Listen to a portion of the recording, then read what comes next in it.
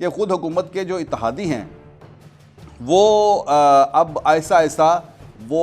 अपना जो है वो रंग दिखाना शुरू हो गए हैं। चौधरी साहिबान की एक मीटिंग हुई,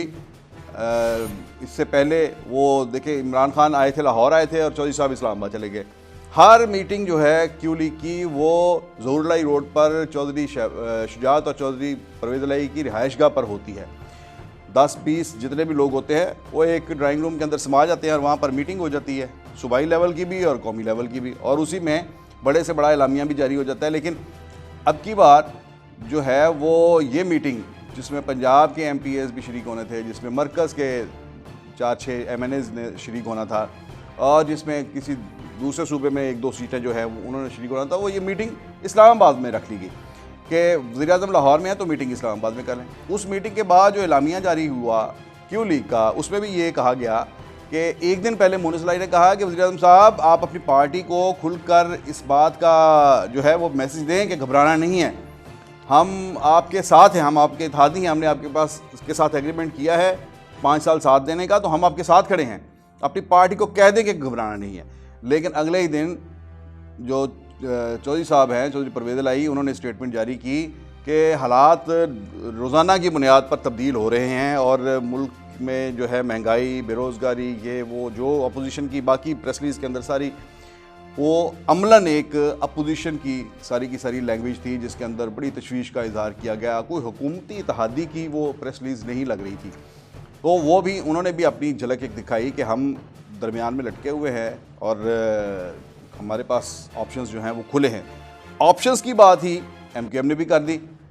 और MKM ने स्टेटमेंट जारी की है। उन्होंने कहा है कि जो वज़ीर हैं उन्होंने कहा कि हुकूमत में रहने या हुकूमत को छोड़ने के ऑप्शंस जो हैं वो तो मौजूद हैं, हमारे पास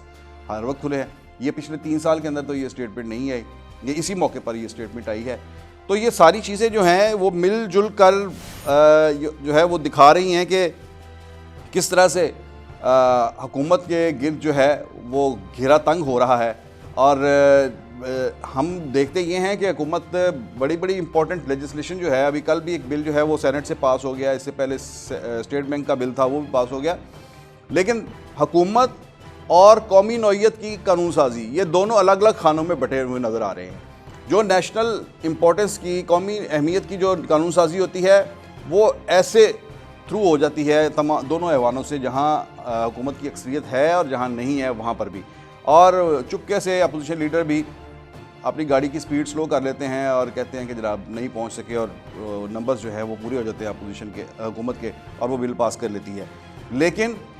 हुकूमत को जो है वो इस सारे अमल से, हुकूमत में भी आप ये कहें कि वज़ीर-ए-आज़म उनको सिंगल आउट किया गया है कि वो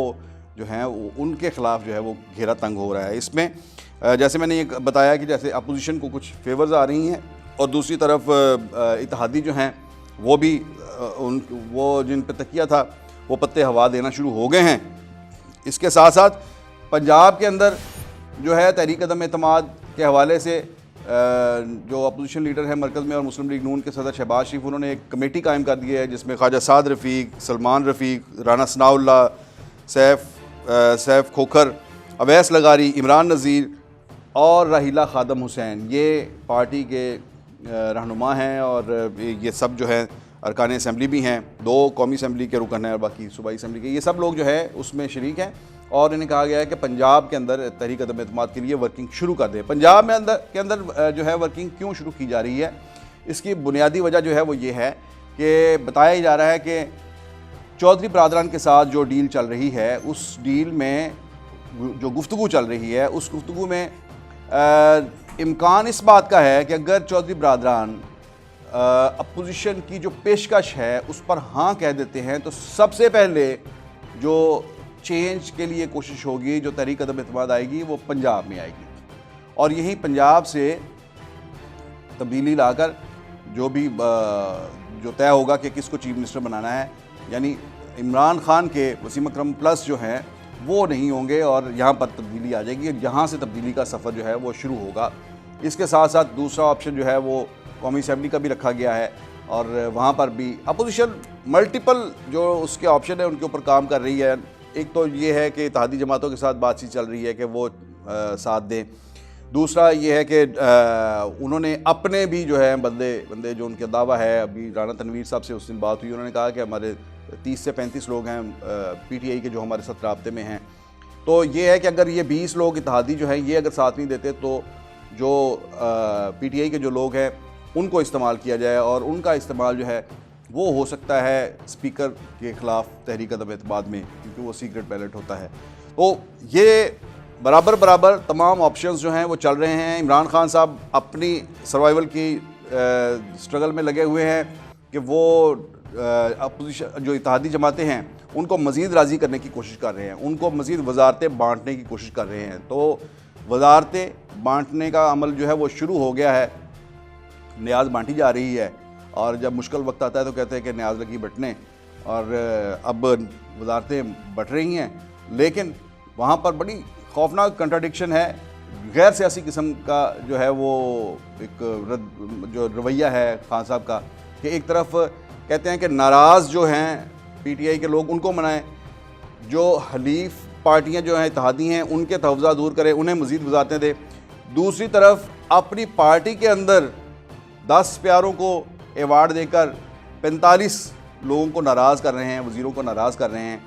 एक तरफ जप्तियाँ डाल रहे हैं, दूसरी तरफ अपने से दूर कर रहे हैं। ये अजीबोगरीब जिसने भी उन्हें पॉलिसी बनाकर दी है उसका अल्लाह ही हाफ़िज़ है, और पता नहीं वो खान साहब की हुकूमत से के साथ कितना, खान साहब के साथ कितना मुखलस है, और उनकी हुकूमत को बचाने में उनके साथ कितना